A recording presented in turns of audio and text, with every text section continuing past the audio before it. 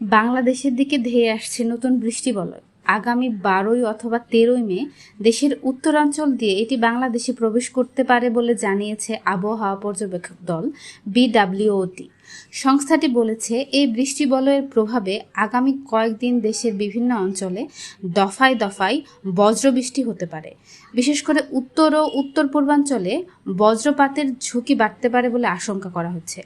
পূর্বাভাস অনুযায়ী আগামী 12 মে থেকে 20 মে পর্যন্ত বৃষ্টি বলয়টি সক্রিয় থাকতে পারে।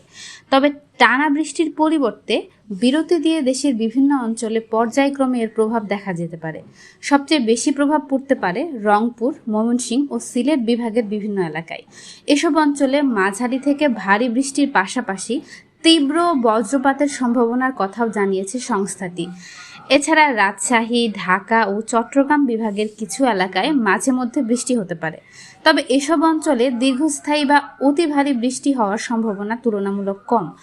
অন্যদিকে খুলনা ও বরিশাল বিভাগের ওপর এই বৃষ্টি বলয়ের প্রভাব কম থাকতে পারে, যদিও বিচ্ছিন্নভাবে 2-1 দিন হালকা বজ্রবৃষ্টির সম্ভাবনা রয়েছে। আবহাওয়া পর্যবেক্ষকরা বলছেন, বজ্রপাতের সময় খোলা মাঠ, উঁচু গাছ কিংবা বৈদ্যুতিক খুঁটির নিচে অবস্থান না করার জন্য সবাইকে সতর্ক থাকতে হবে।